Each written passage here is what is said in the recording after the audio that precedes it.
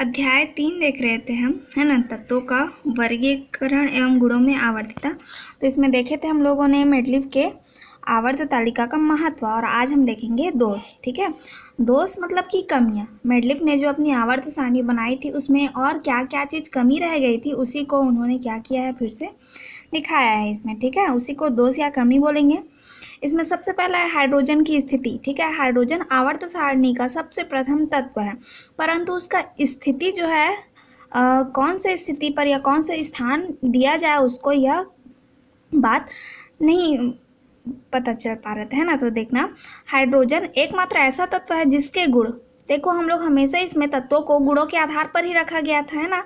तो हाइड्रोजन एकमात्र ऐसा तत्व है जिसमें उसका जो गुण है वो प्रथम ए समूह, ठीक, मतलब क्षारीय धातु जैसा, और सातवें ए समूह, ठीक है, मतलब कि हैलोजन समूह से मिलता जुलता था, मतलब वो दोनों से मिलता जुलता था जो हाइड्रोजन का गुण है उसको।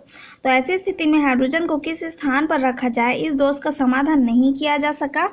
ठीक है, इसीलिए हाइड्रोजन को आवारा तत्व भी कहते हैं। ये आपको 2 नंबर का क्वेश्चन आता है इसमें कि आवारा तत्व किसे कहते हैं और क्यों। तो हाइड्रोजन को आवारा तत्व कहते हैं क्यों, क्योंकि हाइड्रोजन एकमात्र ऐसा तत्व है, ठीक है, या ऐसा तत्व था, ठीक, जिसमें जिसके गुण जो है समूह A1, ठीक, फर्स्ट ए, और क्षारीय धातु की तरह, और समूह 7th ए मतलब हैलोजन समूह से जुड़ते हुए थे, मतलब मिलते जुलते थे। इसी स्थिति में इसके स्थान को निश्चित नहीं किया गया और यह एक दोष के रूप में दिखाया गया। उसके बाद सेकंड आता है समस्थानिक की स्थिति। ठीक है, समस्थानिक किसे कहते हैं, इसको तो आप सभी जानते ही होंगे, है ना।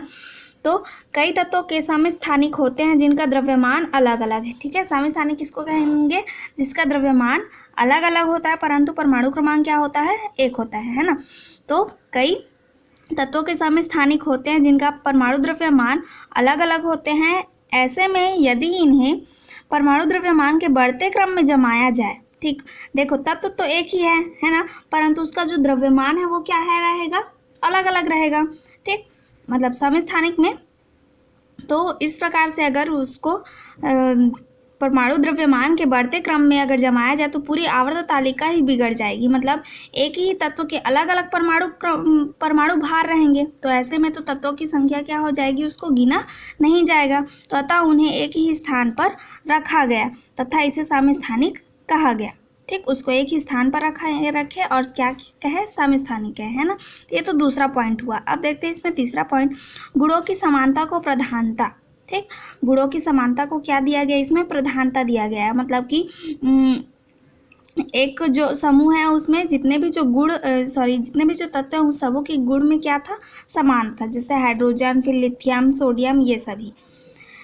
इसके बाद इसी में देखते हैं, मेंडलीव ने आवर्त नियम तथा तालिका को तो परमाणु भार के बढ़ते क्रम में व्यवस्थित किया, किंतु कतिपय तत्वों को किसी समूह विशेष में रखने के लिए गुणों की समानता का प्रमुख माना। नहीं तो पोटेशियम, जिसका परमाणु द्रव्यमान है 39.1, को आर्गन 39.9 के पहले रखने से समूह का स्वरूप ही बिगड़ जाता।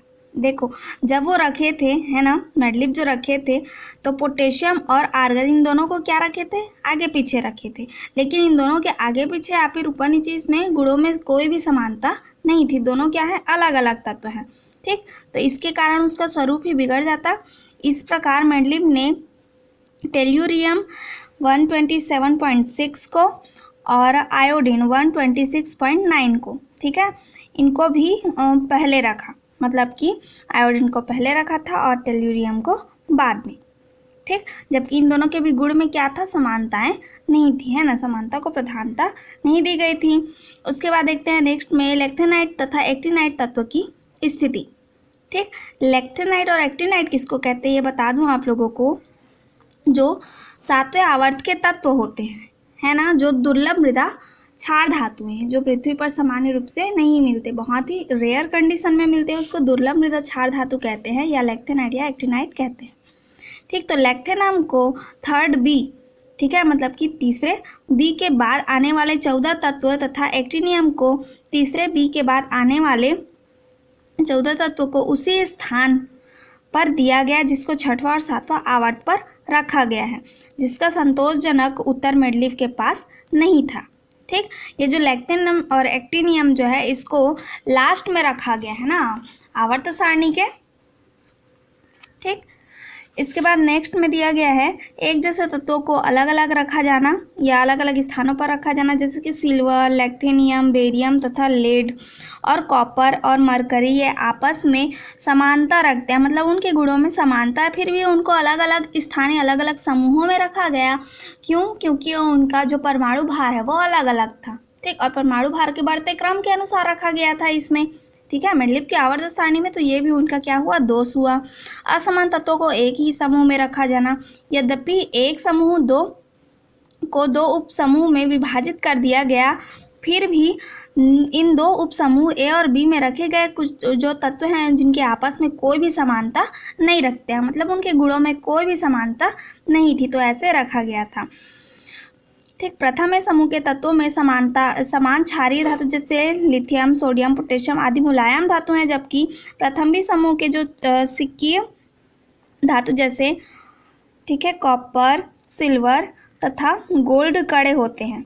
ठीक, इनका उपयोग सिक्के बनाने में होता है ना। ये भी उसका क्या था आपका असमानता या फिर दोष था। आठवां समूह, तो समूह 8 के 9वें तत्व को इन समानताओं के आधार पर एक ही जगह पर रख दिया गया तथा त्रिक नियम बना दिया गया।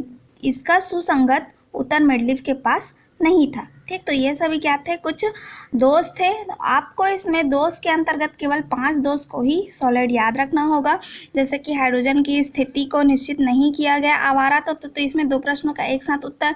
दूसरा समस्थानिक में, तीसरा गुणों की समानता को प्रधानता, लैक्टेनाइड और एक्टिनाइड की स्थिति, और एक जैसे तत्वों को अलग अलग स्थानों पर रखा जाना। कभी भी इसमें पूछेगा तो केवल 5 पॉइंट ही लिखना है।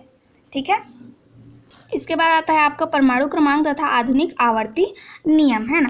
परमाणु क्रमांक किसे कहते हैं आप लोग को पता होगा। परमाणु क्रमांक, परमाणु में इलेक्ट्रॉनों की जो संख्या रहती है उसी को हम लोग क्या कहेंगे, परमाणु क्रमांक कहेंगे। ठीक है, युवा ब्रिटिश भौतिक वैज्ञानिक हेनरी मोसले, ठीक, कभी भी पूछा जाए आधुनिक आवर्त सारणी के खोजकर्ता, आधुनिक आवर्त सारणी के खोजकर्ता कौन है, तो हम क्या बोलेंगे, हेनरी मोसले।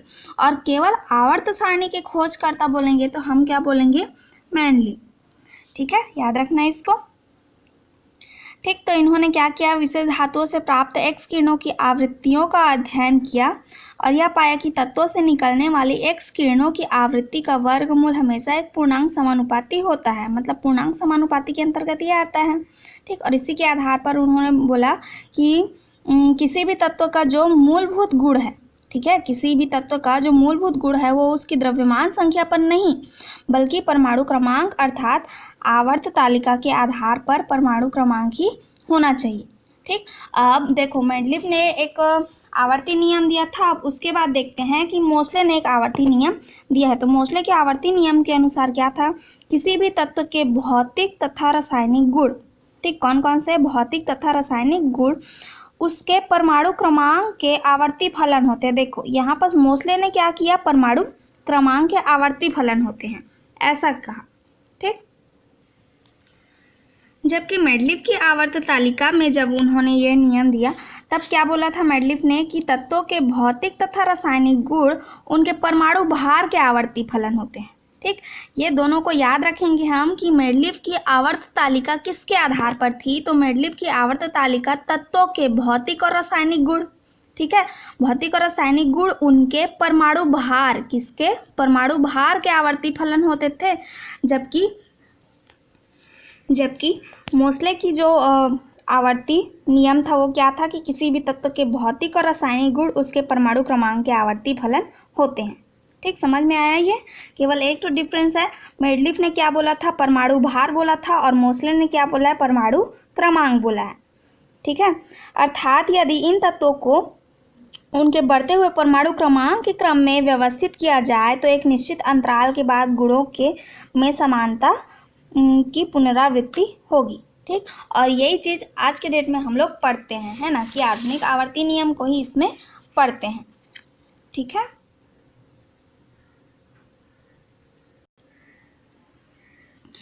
ठीक ना। तो मोसले की आधुनिक आवर्त सारणी के अंतर्गत आपका ये दिया गया है। देखो आवर्तिता का कारण क्या था, तो आधुनिक आवर्त जो सारणी है वो परमाणु क्रमांक के बेस में तो हम रखेंगे, है ना, लेकिन इसके आधार पर कैसे आधार दिया जाएगा, ठीक है ऐसा।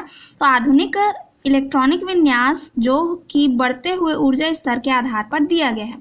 ठीक, इलेक्ट्रॉनिक विन्यास के बारे से हम पहले भी देख चुके थे, है ना। इलेक्ट्रॉनिक विन्यास किसे कहते हैं, इसको मतलब इलेक्ट्रॉनों का वितरण किया जाता है प्रत्येक कक्षकों में। ठीक, तो आधुनिक इलेक्ट्रॉनिक विन्यास जो कि बढ़ते हुए ऊर्जा स्तर के आधार पर दिया गया है। यदि इसको देखा गया जाए तो अंतिम कक्ष में इलेक्ट्रॉनिक विन्यास की वास्तव में पुनरावृत्ति होती है। मतलब जो अंतिम कक्षक होते हैं ना, उसमें इलेक्ट्रॉनिक विन्यास की क्या होती है, फिर से रिपीटेशन होता है, पुनरावृत्ति होता है। जब इलेक्ट्रॉनिक विन्यास की पुनरावृत्ति होगी तो गुणों की पुनरावृत्ति भी होगी। उदाहरण के लिए हम क्षार धातु का इलेक्ट्रॉनिक विन्यास देखते हैं। ये जो क्षार धातु है वो आपका क्या है, प्रथम समूह का तत्व है। ठीक, प्रथम समूह के तत्व में सबसे पहले में आपका हाइड्रोजन था, तो हाइड्रोजन को नहीं लिया गया है। इसमें लिथियम, सोडियम, पोटेशियम, रुबिडियम, ठीक, स्कैंडियम और फ्रांसनियम करके है, जिसका परमाणु क्रमांक 3 और उसका द्रव्यमान क्या हो जाएगा, जस्ट उसका डबल मतलब कि 6। ठीक है, तो इसका इलेक्ट्रॉनिक विन्यास देखते हैं। इसमें देखना 1s2, ठीक, क्योंकि एस कक्षक में केवल 2 इलेक्ट्रॉन ही भराते हैं, है ना। पी कक्षक में 6, डी में 10 और एफ में 14। ठीक, ये तो पता ही है ना। एस में 2, पी में 6, डी में 10 और एफ में 14 इलेक्ट्रॉनों का वितरण होता है। तो लिथियम का परमाणु क्रमांक 3 है, तो इसमें हम क्या करेंगे, 1s2 और 2s1। ठीक, वैसे ही सोडियम, तो सोडियम का देखना 1s2, 2s2, 2p6 और 3s1। कहने का मतलब इसमें 1 1 1 ये जो सब में है वो क्या है, कॉमन है। ठीक है, मतलब इसका जो अंतिम इलेक्ट्रॉन है वो एस कक्षक में जाना प्रारंभ करता है ना। एस कक्षक में ही जा करके रुकता है या फिर अंतिम में समाप्त होता है, तो उसी को हम लोग उसके आधार मानते हैं ना, इलेक्ट्रॉनिक विन्यास का आधार, कि उसमें पुनरावृत्ति होती इलेक्ट्रॉनिक विन्यासों की करके। ठीक है, इसी प्रकार से हैलोजनों के संयोजकता कक्ष का इलेक्ट्रॉनिक विन्यास, जैसे कि इसमें उसके इलेक्ट्रॉनिक विन्यास क्या है, लास्ट में Np6 और NS1 करके जो संख्या दिया है उसको हम लोग N से दर्शाते हैं। ठीक है, तो Np6 और NS1 करके दिया है। ठीक, तो उसी प्रकार से हैलोजन की जो संयोजकता कक्ष है उसका इलेक्ट्रॉनिक विन्यास क्या होगा, NS2 और Np5 होगा। ठीक, NH2 और Np5 जो कि हैलोजन के में समानता को लाता है।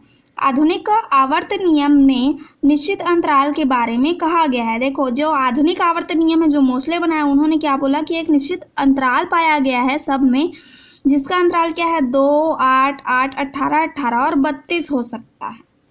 ठीक, अब ये कैसे होगा ये भी मैं बता रही हूँ आप लोगों को। ये सबसे पहले हम लोग लेते हैं 2, ठीक, फिर इन दोनों को लेंगे 8, है ना, फिर इन तीनों को लेंगे फिर इन दोनों को लेंगे 8, मतलब 2, 8, 8, फिर आता है 18 ये, ठीक है, फिर आता है फिर से 18, ठीक, और लास्ट में आता है 32। कहने का मतलब इसमें क्या रहेगा, आपका एक निश्चित अंतराल रहेगा और उसी निश्चित अंतराल के बारे में ये दे दिया गया। इसको याद रखेंगे हम कि 2, 8, 8, 18, 18 और 32 होगा। ठीक, निश्चित अंतराल, इन्हें ही हम जादुई संख्या कहते हैं। ठीक, क्या कहेंगे इसको, जादुई संख्या। तो इसको कहाँ से लिखेंगे, आधुनिक आवर्त नियम में निश्चित अंतराल के बारे में कहा गया है, अर्थात इलेक्ट्रॉनों के वितरण के निश्चित अंतराल बोलेंगे ना इसको। इलेक्ट्रॉनों के वितरण का निश्चित अंतराल, जो वह अंतराल क्या है, 2, 8, 8, 18, 18, 32 होगा, और इसीलिए इसको क्या कहेंगे, जादुई संख्या कहेंगे। और जादुई संख्या के बारे में और क्यों बोल इसको देखते हैं। तो ये सभी में लागू होगा ना, ये 2, 8, 8, 18 और 32 जो है सभी में लागू होगा, और उसी के ही आधार पर यहाँ पास क्या निकलेगा, आपका समूहों की संख्या निकलेगी। तो कैसे ना, सबसे पहला 1 है। ठीक, 1 मतलब कि आपका हाइड्रोजन। ठीक है, तो हाइड्रोजन में 2 जोड़ दें। अब ये 2 कहाँ से आया, तो ये वाला 2 है। हाइड्रोजन में 2 जोड़ दे तो आता है 3 लिथियम, जो कि हाइड्रोजन के जस्ट नीचे, मतलब हाइड्रोजन और लिथियम इन दोनों के गुणों में क्या रहेगा, समानता। ठीक, अब इसी लिथियम में अगर 8 जोड़ दें, ठीक, इसी लिथियम में क्या जोड़ दें, 8 जोड़ दें, तो 8 के बाद क्या हो जाएगा, ये आपका सोडियम आ जाएगा, है ना। 8 और 3 हो जाएगा 11, तो 11 में क्या आता है, सोडियम। ठीक है। अब हाइड्रोजन, लिथियम और सोडियम, इन तीनों के गुणों में क्या है, समानता है। ठीक, वैसे ही 11 में अगर फिर से 8 जोड़ दें तो ये आ जाएगा 19। 19 किसका है, पोटेशियम का, तो पोटेशियम के गुणों में समानता। ठीक, वैसे ही पोटेशियम मतलब 19 में और 18 जोड़ दे तो आ जाएगा 37। 37 मतलब रुबिडियम। ठीक, तो इन सब के गुणों में क्या होते जाएगा, समानता। और यही जो है आपके ठीक, यही जो है आपके प्रथम समूह के तत्व हैं, है ना। क्या किए थे हम लोगों ने, हाइड्रोजन में 2 जोड़ा था तो लिथियम मिला था, लिथियम में 8 जोड़े थे तो सोडियम मिला था, सोडियम में फिर से 8 जोड़े थे तो पोटेशियम मिला था, पोटेशियम में क्या जोड़े थे, 18 जोड़े थे तो रुबिडियम मिला था, रुबिडियम में फिर से 18 जोड़े थे तो ठीक है सीजियम मिला था, ऐसा करके। ठीक, जस्ट वैसे ही इसमें भी होगा आपका, है ना, जस्ट वैसे ही बेरिलियम में भी होगा। ठीक है, ठीक, जोड़ते जाएंगे ना इसको, जैसे कि इसको हम लोग 1 से स्टार्ट किए थे तो इसको 2 से स्टार्ट करेंगे। 2 मतलब कि आपका रहेगा हीलियम, है ना। 2 से स्टार्ट, ये 1 से स्टार्ट हुआ था, 1 में 2 जोड़े थे तो ये, तो इसको आप 2 से स्टार्ट करेंगे क्योंकि द्वितीय आवर्त का तत्व है, तो 2 में फिर से 2 जोड़ेंगे तो बेरिलियम हो जाएगा। ठीक, ऐसा करके इसको जोड़ते जाएंगे, है ना। फिर 4 में फिर से क्या जोड़ेंगे, 8 जोड़ेंगे तो 12 मिल जाएगा। ठीक, 12 में फिर से 8 जोड़ेंगे तो 20 मिलेगा, 20 में फिर से 18 जोड़ेंगे तो 38 मिलेगा, 38 में फिर से 18 जोड़ेंगे तो 56 मिलेगा। ठीक है, 56 में फिर से 32 जोड़ेंगे तो आपका ये, ठीक, 88। तो ऐसा करके ये आपका आते जाएगा और यही सब के लिए लागू हुआ है, जितने भी हैं सब के लिए। ठीक है, तो इस तरीके से इसको बताया गया है। ठीक, अब जैसा कि इसमें देख रहे थे हम लोग आधुनिक आवर्त सारणी, तो आवर्त सारणी के अब कुछ उसका डिटेल देख लेते हैं कि क्या है, कैसा है करके। ठीक, दीर्घ आवर्त तालिका सारणी के संरचनात्मक तथ्य, यह पहले ही बताया जा चुका है कि क्षैतिज पंक्तियों को क्या कहा जाता है, आवर्त, है ना। क्षैतिज मतलब कि ऐसा, ठीक, क्षैतिज पंक्ति को कहेंगे आवर्त कहेंगे, और ऊर्ध्वाधर को क्या कहेंगे हम लोग, वर्ग कहेंगे। ठीक, आवर्त में ऐसे तत्व क्रमवार बढ़ते हुए परमाणु क्रमांकों में व्यवस्थित होते हैं जिनकी संयोजकता कक्ष वही होते हैं। ठीक, मतलब कि जिस प्रकार से उसमें गिनती क्रमशः है 1 2 3 4, वही उसकी क्या होगी, संयोजकता होगी। ठीक है, कुल 7 आवर्त होते हैं, है ना। आवर्तों की संख्या कितनी होगी, 7, जिन्हें क्रमशः 1 2 3 4 5 6 और 7 के द्वारा बताया गया है। ठीक है, तो ये ठीक, आवर्त सारणी में देखते हैं हम लोग, है ना, आवर्त के बारे से। ठीक है, तो देखो 7 आवर्त हैं, है ना। क्षैतिज पंक्तियाँ बोला है तो क्षैतिज पंक्तियाँ ऐसे गिनेंगे हम लोग। ठीक, अब 7 कैसे हुए तो ये भी देखो 1 2 3 4 5 6 और 7। ठीक, तो अगर पूछा जाए कभी भी प्रथम आवर्त में तत्वों की संख्या कितनी है, तो प्रथम आवर्त में ये पहला तत्व और ये यहाँ से आ गया है आपका दूसरा तत्व। ठीक, मतलब कि हाइड्रोजन और हीलियम, है ना। प्रथम आवर्त में तत्वों की संख्या केवल 2 होगी, कौन कौन सी, हाइड्रोजन और हीलियम। ठीक, उसके बाद आता है द्वितीय आवर्त, तो द्वितीय आवर्त में तत्वों की संख्या होगी कितनी, तो 8, कौन कौन सी, लिथियम, बेरिलियम, फिर आता है आपका boron, carbon, nitrogen, oxygen, fluorine और नियान। ठीक है, तो ये क्या हो जाएगा आपका, इसमें तत्वों की संख्या है 2, इसमें तत्वों की संख्या है कितनी, 8, इसमें भी तत्वों की संख्या 8 है। कैसे, तो सोडियम, मैग्नीशियम, ठीक है, aluminium, silicon, phosphorus, sulphur, chlorine और आर्गन करके। ठीक, तो इसमें तत्वों की संख्या कितनी हो जाएगी, 8। वैसे ही इसमें सब में तत्वों की संख्या हो जाएगी पूरी की पूरी 18। कौन कौन से में, तो चौथे में और पाँचवें में।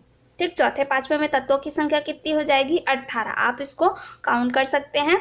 उसके बाद आता है आपका छठवां और सातवां आवर्त, इसमें तत्वों की संख्या होगी कितनी, तो 32। और यही जो है आपका जादुई नंबर है, इसी के ही आधार पर हम इसको क्या कर सकते हैं, बांट सकते हैं, है ना।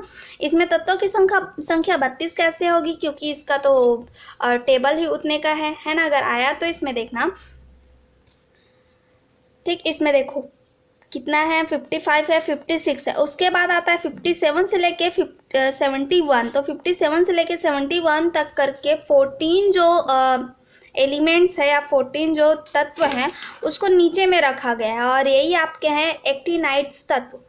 ठीक, लैक्थेनाइट और एक्टिनाइट तत्व, है ना। लैक्थेनाइट ये हुआ आपका जो 6वें आवर्त के 57 से लेकर के 71 तक के तत्वों की संख्या बताती है, जिसको नीचे में रखा गया। और इसको नीचे में रखने का कारण यह है कि यह F ब्लॉक का तत्व है और साथ ही साथ दुर्लभ मृदा धातुएं हैं।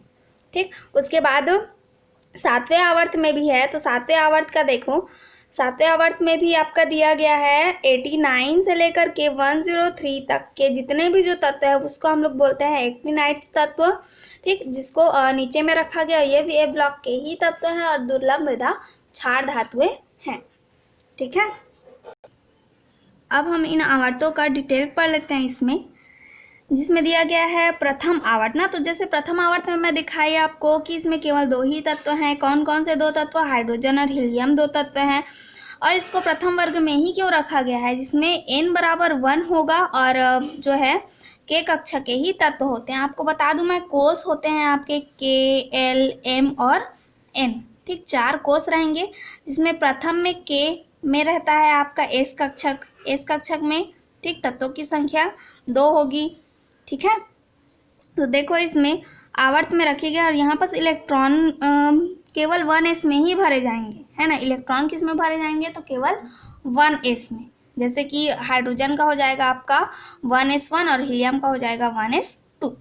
ठीक, उसके बाद आता है द्वितीय आवर्त के तत्व। तो द्वितीय आवर्त के तत्व में इस आवर्त में 8 तत्वों का समावेश है। जैसे बताए 8 तत्व, यहाँ पर n बराबर होता है 2 और ये l कक्षा में भरा जाता है। ठीक, इसमें हम लोग कहेंगे n बराबर 2, मतलब कि जो यहाँ पर 1 का मान था वो अब क्या हो जाएगा? 2 हो जाएगा। सभी में इन तत्वों का इलेक्ट्रॉनिक विन्यास होता है 2s1, ठीक, 2s2 और 2p6 रहेगा। ठीक, 2s1 2s2 और 2p6। ठीक है, उसके बाद आता है तृतीय आवर्त में। तो तृतीय आवर्त में उन तत्वों का समावेश है जिनका अंतिम कक्ष, ठीक, अंतिम कक्ष क्या है? n बराबर 3 हो, मतलब कि जो तृतीय आवर्त है वो किस में प्रवेश करे? ठीक, मतलब इसमें क्या था? n बराबर 3, अर्थात तृतीय आवर्त के जो तत्व हैं वो तीसरे कक्ष में प्रवेश करेंगे, है ना। उसके अंतिम में 3 रहेगा। ठीक, अर्थात m कक्षक में इनके इलेक्ट्रॉन भरे जाते हैं और इनमें इलेक्ट्रॉनों की संख्या कुल 18 इलेक्ट्रॉन आ सकते हैं, जैसे कि बताया गया उसमें। किंतु 3D में इलेक्ट्रॉन के प्रवेश करने से ही पहले इसमें 4s में इलेक्ट्रॉन भरने लगते हैं। और ये जो 4s वाला जो था हम लोग का कॉपर और क्रोमियम से समझे थे, है ना, कॉपर और क्रोमियम। ठीक, इलेक्ट्रॉनिक विन्यास के समय। उसके बाद आता है परिणाम यह होता है कि तृतीय आवर्त में 8 तत्वों का ही समावेश किया जा सकता है और इन तत्वों के अंतिम कक्ष का इलेक्ट्रॉनिक विन्यास रहेगा आपका 3s1 3s2 3p6। ठीक, कॉमन है दोनों में, इसमें क्या है? केवल 2 रखा गया है और इसमें क्या रखा गया है? आपका 3। ठीक है, द्वितीय और तृतीय आवर्त में बस इसके अंतिम में यही इलेक्ट्रॉनिक विन्यास होता है। फिर आता है चतुर्थ आवर्त। तो चतुर्थ आवर्त में तत्वों का समावेश अंतिम कक्ष में n बराबर 4 से स्टार्ट होता है। ठीक, किंतु 4s में केवल 2 इलेक्ट्रॉन ही प्रवेश करते हैं और प्रवेश करने के बाद वो 3D कक्षक में चले जाते हैं। D कक्षक में 10 इलेक्ट्रॉन का भरना शुरू होता है। जैसे बताई थी, D कक्षक में कितने इलेक्ट्रॉन भरेंगे? 10। तत्पश्चात 4p में क्रमशः 6 इलेक्ट्रॉन। ठीक, इस प्रकार से चतुर्थ आवर्त में 18 तत्वों को स्थान मिला है। ठीक है, तो सबसे पहले में 2 तत्व, फिर आता है 8 तत्व, फिर आता है 18 तत्व। ठीक, अब आता है आपका, ध्यान रहे कि चतुर्थ आवर्त में 3D ऑर्बिटल भी भरा जाता है और 4D तथा 4f नहीं।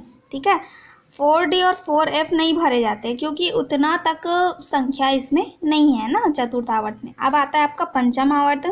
पंचम आवर्त में भी 18 तत्वों को ही स्थान मिला है।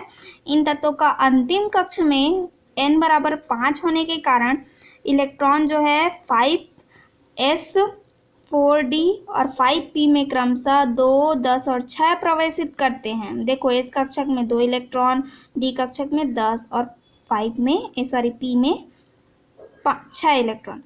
इससे पहले 5d 4f भी भरे जाएंगे और जिसमें n बराबर 6 प्रारंभ हो जाता है। इससे पहले भी ये 5d और 4f भी भर जाता है ना।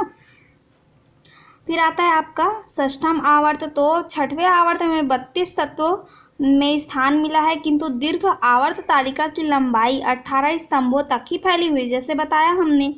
ठीक, तो कहाँ से ये प्रारंभ होता है ना, तो देखते हैं इसमें 4f के स्थान पाने वाले 14 इलेक्ट्रॉन, मतलब 4f में प्रवेश करने वाले 14 जो इलेक्ट्रॉन है, 14 तत्वों की व्यवस्था अलग से की गई है। और यह आवर्त सीजियम ठीक, जिसका परमाणु भार 55 है, परमाणु क्रमांक 55 है, से प्रारंभ होकर के ये 6s ऑर्बिटल में एक इलेक्ट्रॉन होता है। ठीक है, और उसके बाद 57वां इलेक्ट्रॉन अब बाउ नियम के विरुद्ध जाकर के 5d में भरता है।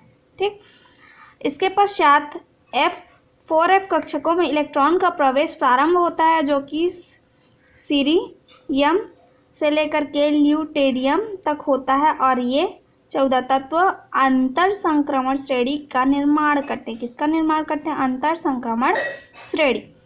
ये तत्व लैक्थेनाइड के समूह के नाम से जाना जाता है, और जिन्हें तालिका में न रख करके नीचे पृथक किया गया है। और क्यों पृथक गया है ये भी बता दें, क्योंकि ये पृथ्वी में सामान्य रूप से नहीं मिलते हैं ना, दुर्लभ तत्व कहलाते हैं ये। ठीक, इसके बाद आता है आपका सप्तम आवर्त। तो सप्तम आवर्त में वही 7s 7p 6d रहेगा ना, 7s 7p और 6d। 5f में भरे जाने वाले इलेक्ट्रॉन के युक्त स्थान पाया गया है इसमें। ठीक, परमाणु क्रमांक 87 से परमाणु क्रमांक 118 तक के तत्व इस आवर्त पर स्थान पा सकते हैं। लेकिन फिर से उसमें मध्यम में जो प्रोएक्टिनियम है ना, प्रोएक्टिनियम जिसका परमाणु क्रमांक कितना है 91 से लेकर के लॉरेशियम 103 तक का जो है ना तत्व, उस सब को अलग से स्थान दिया गया है F ब्लॉक के तत्व में। ठीक, जिसको द्वितीय अंतर संक्रमण तत्व कहा जाएगा। क्या कहा जाएगा? द्वितीय अंतर संक्रमण तत्व। ठीक, और इसको एक्टिनाइड्स कहा जाएगा। और ये एक्टिनाइड्स इसके आधार पर है ना, प्रोएक्टिनियम के ही आधार पर एक्टिनाइड्स, और उसी प्रकार से इसमें लैक्थेनियम के आधार पर ही लैक्थेनाइड। ठीक, तो ये तो था आपका 7 के 7 आवर्त पूरे के पूरे, जिनमें तत्वों को रखा गया है। ठीक है, पूरे के पूरे 118 तत्व।